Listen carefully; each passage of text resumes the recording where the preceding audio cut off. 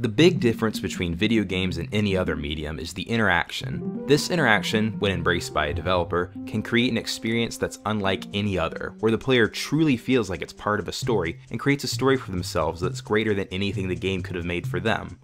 Another form of embracing the interactivity is the use of dynamic music, music that changes as you go from place to place or do certain things. This is one thing that digital music created and played entirely using computers, has an advantage over real instruments. Dynamic music is easier. It's certainly possible with real instruments, but can easily sound stuttered or not match the action on the stream as well as it should. There are two main types of dynamic music: horizontal resequencing and vertical reorchestration. Those are big and intimidating words, I know, but they make sense when you break it down. Horizontal resequencing is where pre-composed pieces of music are shuffled and certain parts play when the player crosses some kind of gameplay parameter.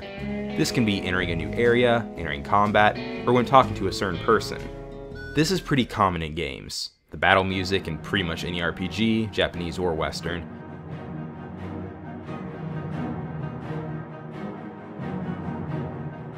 The country-specific music when talking to a leader in Civilization.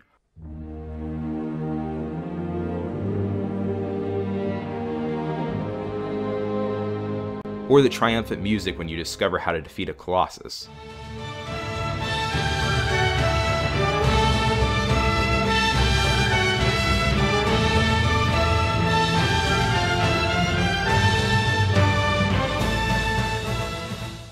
Vertical reorchestration, on the other hand, is where a constant loop of music changes instruments, tempo, and/or timbre based on where you are or what you're doing.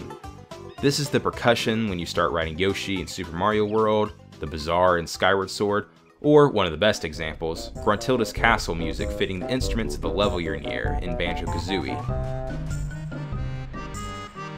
Grant Kirkhope, the composer for Banjo-Kazooie, loves vertical reorchestration.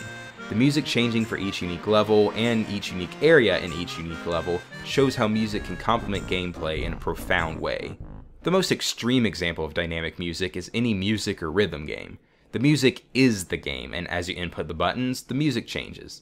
The Bit Trip series has music that changes based on each action you take in the game.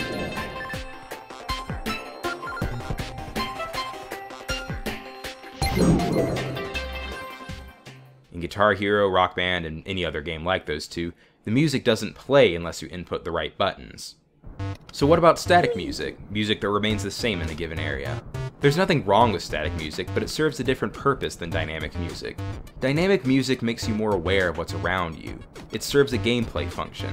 Static music, as I've mentioned in a previous video, serves the purpose of setting the mood.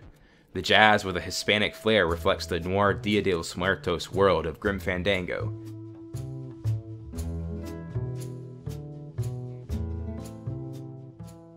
The subtle ambiance and light harp shows the magic of Skyrim.